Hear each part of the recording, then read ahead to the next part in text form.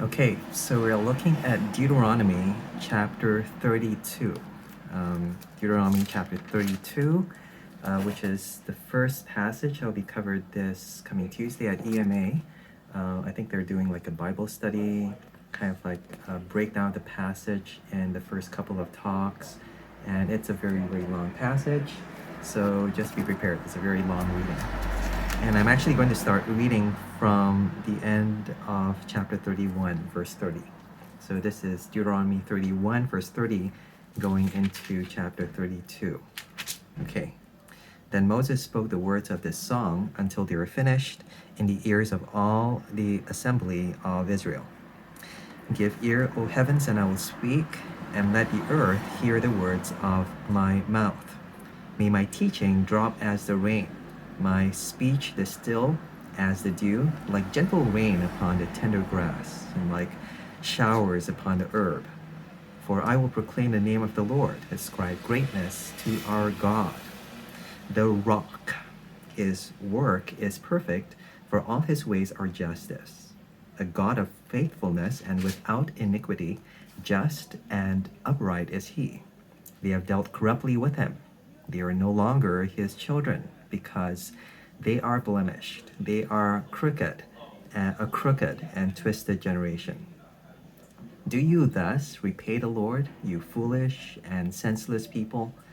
Is he not your Father who created you, who made you and established you? Remember the days of old. Consider the years of many generations. Ask your father, and he will show you, your elders, and they will tell you. When the Most High gave to the nations their inheritance, when he divided mankind, he fixed the borders of the peoples according to the number of the sons of God. But the Lord's portion is his people, Jacob his allotted heritage. Verse 10, he found him in the desert land and in the howling waste of the wilderness. He encircled him. He cared for him. He kept him as the apple of his eye.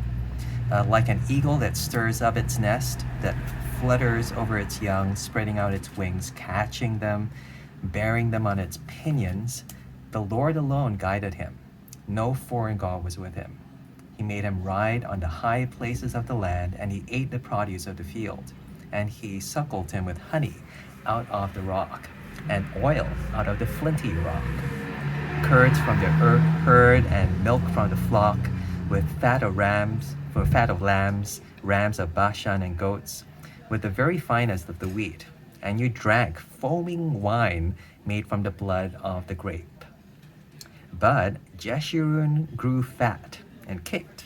You grew fat, stout, and sleek. Then he forsook God who made him, and scoffed at the rock of his salvation.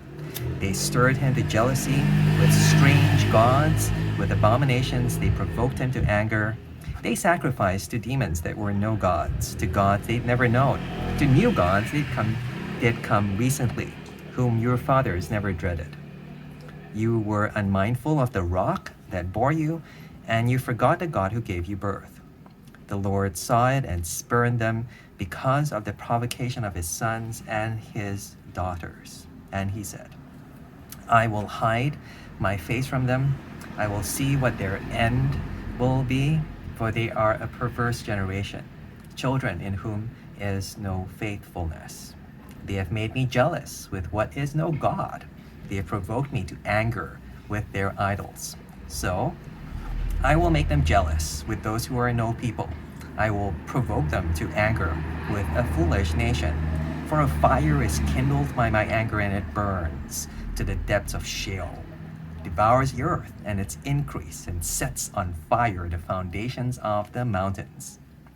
And I will heap disasters upon them, and I will spend my arrows on them. They shall be wasted with hunger and devoured by plague and poisonous pestilence. I will send the teeth of beasts against them, with the venom of things that crawl in the dust. Outdoors the sword shall bereave, and indoors terror. For young man and woman alike, the nursing child with the man of gray hairs, I would have said, I will cut them to pieces, I will wipe them from human memory, had I not feared provocation by the enemy, lest their adversary should misunderstand, lest they should say, our hand is triumphant. It was not the Lord who did all this. For they are a nation void of counsel, and there is no understanding in them. If they were wise, they would understand this. They would discern their latter end. How could one have chased 1,000 and two have put 10,000 to flight, unless their rock had sold them, and the Lord had given them up? For their rock is not as our rock. Our enemies are by themselves. For their vine comes from the vine of Sodom and from the fields of Gomorrah. Their grapes are grapes of poison. Their clusters are bitter. Their wine is the poison of serpents and the cruel venom of asps. Verse 34, is not this laid up in store with me, sealed up in my treasuries? Vengeance is mine, and recompense, for the time when their foot shall slip, for the day of their calamity is at hand, and their doom comes swiftly. For the Lord will vindicate his people and have compassion on his servants. When he sees that their power is gone and there is none remaining, bond or free, then he will say, where are their gods, the rock in which they took refuge, who ate the fat of their sacrifices and drank the wine of their drink offering? Let them rise up and help you. Let them be your protection. See now that I, even I, am he, and there is no God beside me. I kill and I make alive, I wound and I heal, and there is none that can deliver out of my hand. For I lift up my hand to heaven and swear, as I live forever, if I sharpen my flashing sword, and my hand takes hold on judgment, I will take vengeance on my adversaries and I will repay those who hate me. I will make my arrows drunk with blood, and my sword shall devour flesh with the blood of the slain and the captives, for the long-haired heads of the enemy. From the long-haired heads of the enemy. Verse 43, rejoice with him, O heavens, bow down to him, all gods, for he avenges the blood of his children and takes vengeance on his adversaries. He repays those who hate him and cleanses his people's land. There's more. So okay, that's the end of the song. So it picks up from verse 44. Moses came and recited all the words of this song in the hearing of the people, he and Joshua, the son of Nun. And when Moses had finished speaking all these words to all Israel, he said to them, take to heart all the words by which I'm warning you today, that you may command them to your children, that they may be careful to do all the words of this law. For it is no empty word to you, but your very life. And by this word you shall live long in the land that you are going over the Jordan to possess. Verse 48, that very day, the Lord spoke to Moses, go up this mountain of the Abarim, Mount Nebo, which is in the land of Moab, opposite Jericho, and view the land of Canaan, which I am giving to the people of Israel for a possession, and die. Wow. And die on the mountain which you go up, and be gathered to your people as Aaron, your brother, died in Mount Hor and was gathered to his people.